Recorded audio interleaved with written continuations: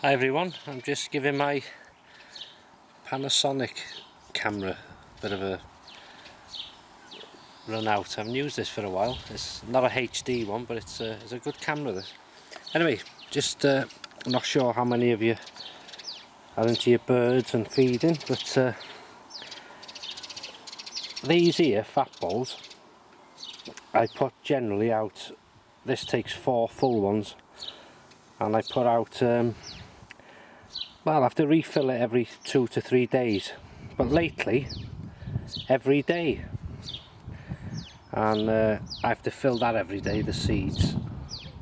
And the Niger seeds, well, once a week probably, and then peanuts, roughly 2 or 3 days. And then I put some more in that tray for the some of the sparrows and blackbirds and stuff like that, and also the water there. And then on the floor some old blackberries here and a couple of apples for the ground feeding birds.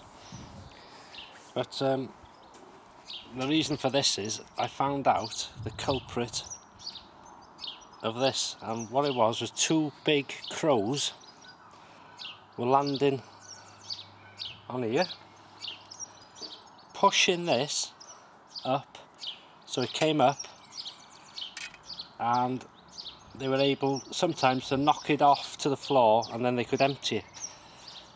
And I thought it was the wind in the beginning, but it just shows you how they adapt. They've seen it, they like the taste of it, and they've started to pinch it. I don't mind, because you know they're birds as well. But and just in the trees, I don't know if you can see it, try and zoom in a bit there, that is a magpie's nest, and there seem to be a lot of them in this area, Denbighshire especially this year. And there's the mum and dad magpie come many times a day, and the young have hatched in there, so that's nice, isn't it? As I say, I'm not sure how many of you are into your bird watching or bird feeding, but I really love doing it summer and winter, all year round, and it's a good hobby for me. Anyway, the other day I was walking just through town, and I like to pop into the charity shops, and came across this camping book. Well, I didn't spot it first, my missus spotted it, and she said, "You'd like this," and it's a cracking book, so I'll show you that now. And here's the book, as you can see, only £1, and it's called A Practical Manual of Camping, Hiking and Wilderness Techniques. Everything in it, map reading, resuscitation, anybody drowning, blister, how to treat a blister, snake bites, first aid and that, different torches. We were given them, that type there, in the post office. I've got one of these somewhere in my garage. It's distress beacon strobe light, and can be seen for miles. It's a hell of a light, you can't look into it.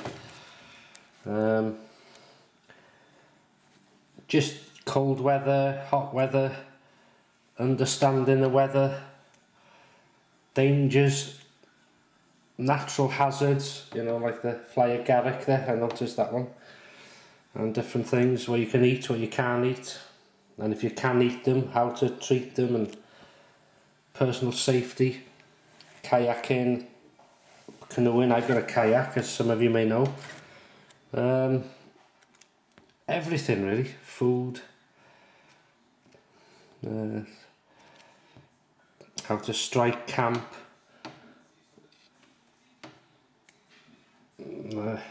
build different shelters using an axe, different knots,